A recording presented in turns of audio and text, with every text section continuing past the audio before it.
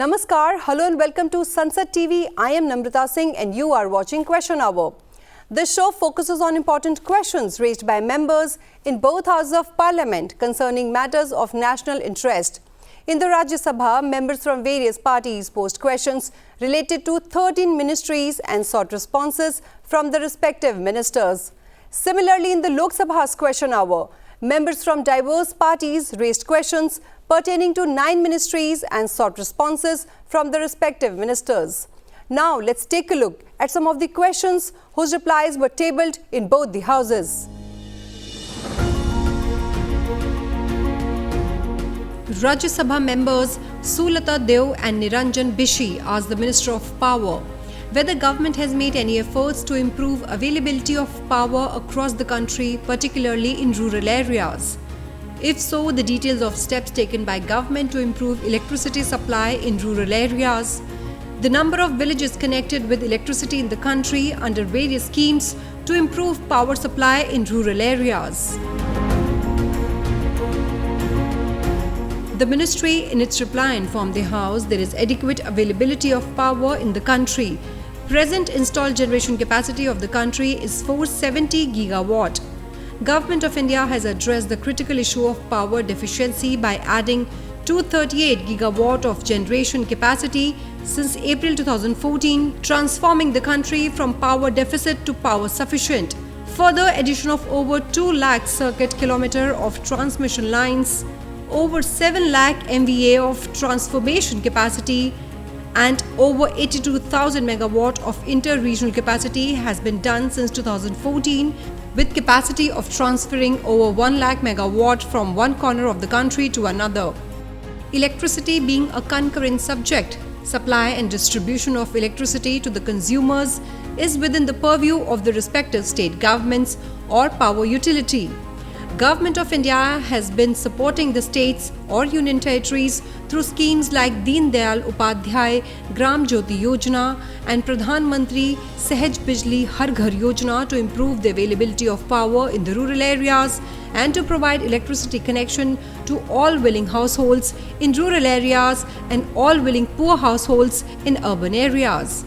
Under DDU-GJY, electrification of all census villages was taken up and a total of over 18,000 villages were electrified by 28 April 2018, including 3,281 villages of Odisha.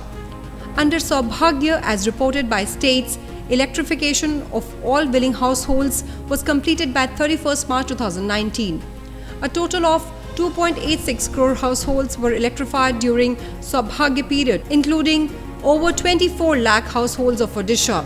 These schemes stand closed as on 31st March 2022.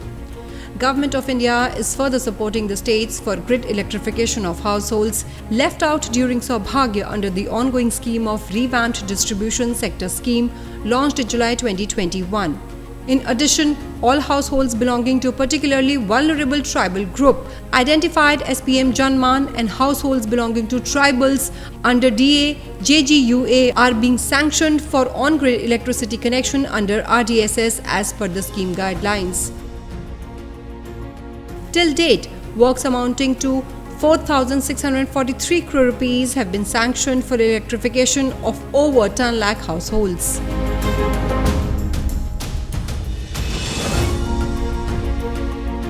Lok Sabha member Shashank Mani asked the Minister of Culture whether the government has outlined the key objectives and initiatives of the National Mission for Manuscripts, if so, the details thereof, and the details of efforts made under the mission to digitize manuscripts and also make them accessible to the public through online platforms, along with the number of manuscripts digitized so far.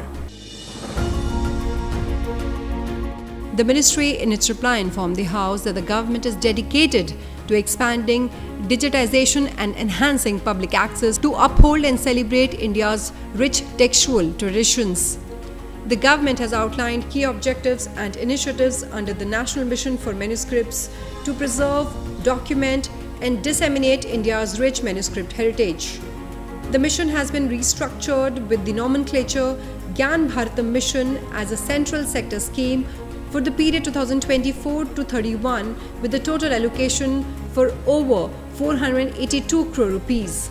The key objectives of the mission include survey and documentation, conducting a nationwide survey and registration of manuscripts to maintain a comprehensive record of India's manuscript wealth, conservation and preservation, scientific conservation and preventive preservation of manuscripts across repositories in India, digitization, large-scale digitization of manuscripts to create a national digital manuscripts library for wider accessibility, publication and research, editing, translating and publishing rare and unpublished manuscripts to promote scholarly research, capacity building, organizing training programs in manuscriptology and conservation to build expertise, outreach and awareness, conducting exhibitions, seminars and cultural programs to increase public awareness of manuscript heritage, collaboration with institutions,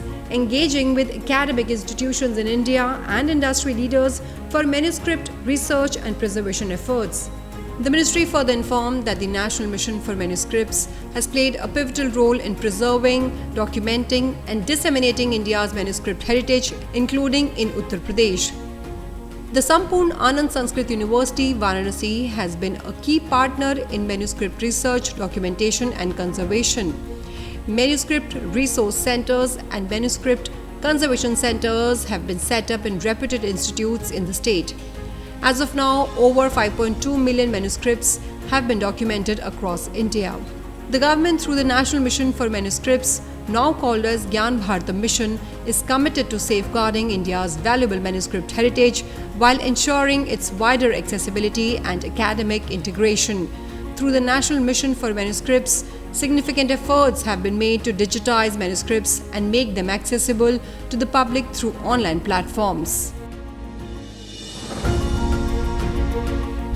Rajya Sabha member Dr. Virendra Hegde asked the Minister of Planning the number of active Atal Tinkering Labs established across the country under the Atal Innovation Mission, whether Niti Aayog has conducted any independent third-party impact assessment to evaluate the effect of ATLs on school children, the details thereof, and the details of the measures to ensure that the exposure of ATL reaches rural and underserved areas of the country.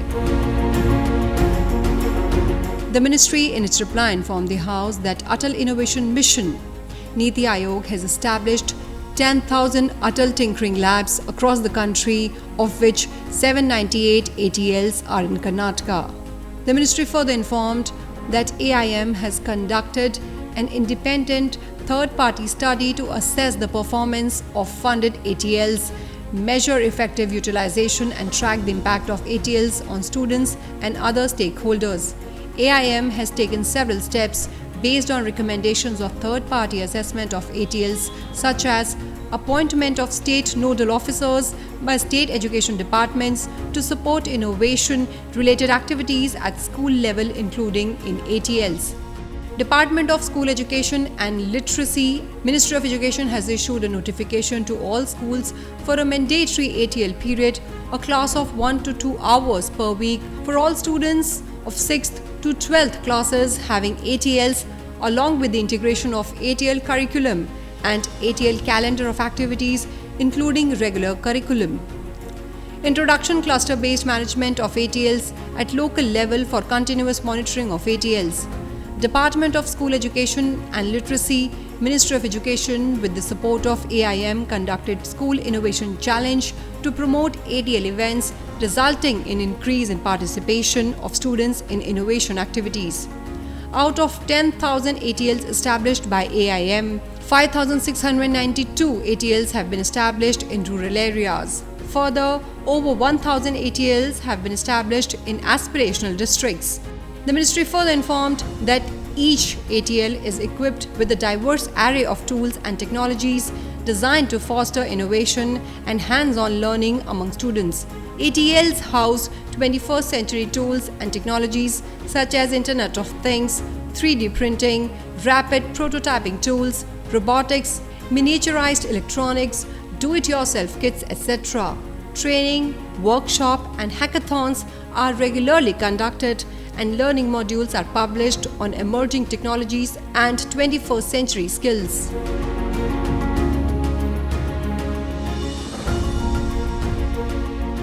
Lok Sabha member Jugal Kishore asked the Minister of Finance about the details of e-Bikray portal along with its salient features, the names of the entities or institutions which are likely to use the said portal. The ministry in its reply informed the House that in order to boost the sale value realized through bank e-auctions, public sector banks were requested by Department of Financial Services to redesign their e-auction platform. The platform, e-Bikray, was launched on 28 February 2019.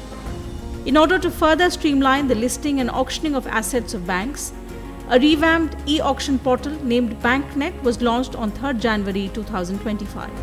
The salient features of the BankNet portal are as follows: state-of-the-art innovative platform, which is a cutting-edge property listing and e-auction platform specifically designed for banks and lending institutions to address the recovery of non-performing asset loans through efficient property auctions. Robust architecture, which ensures seamless reliability and accessibility for users through both mobile and web interfaces, making it easy for stakeholders to interact with the platform.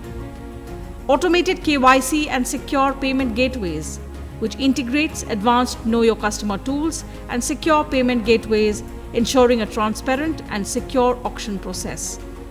Comprehensive property listings offers a convenient solution from property search to sale for all types of properties across India, streamlining the entire auction journey.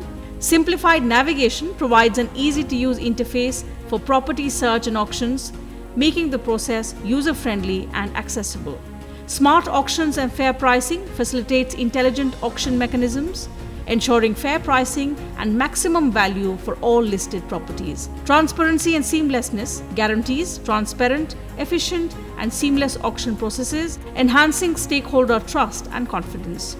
Bank-verified titles ensure that all property titles are verified by banks, providing authenticity and reliability in the auction process. All 12 public sector banks and Insolvency and Bankruptcy Board of India are using the platform for listing and auction of properties across the country. Rajya Sabha member Rajiv Shukla asked the Minister of Jal Shakti the salient features of the Atal Bhujal Yojana, which aims to improve groundwater management in the country, and details regarding the participation of women under the said Yojana. The ministry in its reply informed the House that Atal Bhujal Yojana is a unique scheme which marks a paradigm shift from groundwater development to groundwater management. Salient features of the scheme include community-based monitoring and sharing of the groundwater data, planning, capacity building and focused information, education and communication activities. This is the first of its kind scheme to focus on activities targeting reduction in water use such as micro-irrigation, crop diversification, use of pipelines, etc. for conservation of groundwater. GP-wise water security plans having details about water budget and proposed demand side interventions such as micro-irrigation, crop diversification, use of pipelines, etc. and supply side interventions such as check dams, farm ponds, recharge shafts and other artificial recharge water conservation structures are prepared and executed through convergence of ongoing schemes. Atal Bhujal Yojana, a central scheme with the total outlay of over 6,000 crore rupees, is being implemented in 8,203 water-stressed Gram Panchayats of 229 administrative blocks or talukas in 80 districts of 7 states. Initiatives taken under the scheme in the participating states are similar in nature. Major initiatives or outcomes under Atal Bhujal Yojana are as follows. In order to enable communities to take informed decisions, all the participating states have disclosed groundwater-related data in all the Atal Jal GPS through various modes of disclosures, viz. Central or state web portals, display board at each GP, social media, wall paintings, distribution of pamphlets or brochures, public meetings, use of QR codes and Atal Jal mobile application, and which is being regularly updated. States have facilitated preparation of water budgets and community-led water security plans for all Atal Jal GPs, and which is also yearly updated. Participating states have converged an amount of 4,600 crore through ongoing new schemes for implementation of supply-side and demand-side water conservation measures as proposed under WSPs. An area of around 6.7 lakh hectares has been brought under efficient water use practices, including drip, sprinkler, mulching, crop diversification, etc. in the participating states. More than 77,000 artificial recharge or water conservation structures have been constructed. 1,333 GPs and 61 blocks have shown a rise in water levels in 2024. Atal Bhujal Yojana is a participatory GW management program where women participation is prerequisite, and part of targeted approach also mandates minimum 33% women's participation in active decision-making roles in activities of the scheme. Further, women constitutes 42% of members involved in preparing of Gram Panchayat level water security plans, which are central to the scheme. Also, 43% participants in training and capacity building programs under the scheme are women.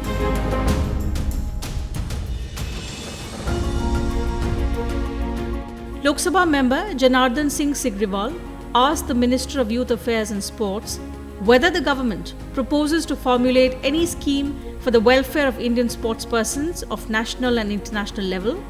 If so, the details thereof along with the welfare schemes formulated for the purpose. The ministry in its reply informed the House that sports, being a state subject, the responsibility for promotion and development of sports, including welfare of sportspersons, rests primarily with the respective state and union territory governments. However, the union government supplements their efforts through its various welfare schemes and programs which are implemented across the country, namely Pandit Deen Dayal Upadhyay National Welfare Program for Sportspersons, which provides suitable financial assistance ranging from 2 lakh rupees to 10 lakh rupees to the sportspersons or coaches and their dependent family members living in indigent conditions for treatment of injury during training and competitions, welfare of the sportspersons, procurement of sports equipment and participation in events, etc. Scheme of Sports Fund for pension to meritorious sportspersons provides additional financial security to sportspersons post-retirement from active sports career in the form of lifetime pension ranging from 12,000 rupees to 20,000 rupees per month. The sportspersons who are retired from an active sports career and won medals in Olympic Games, Paralympic Games, World Cup, World Championships, Asian Games, Para-Asian Games and Commonwealth Games are eligible for lifetime pension under the scheme. The ministry has also launched the Retired Sportsperson Empowerment Training Reset Program on 28 August 2024, which aims at facilitating retired athletes' career development by providing them tailor-made education for their academic enhancement, supplemented with internship and empowering them with the necessary knowledge and skills for their transition into a suitable career option. The Reset program also aims at addressing the existing human resource gap in the sports sector.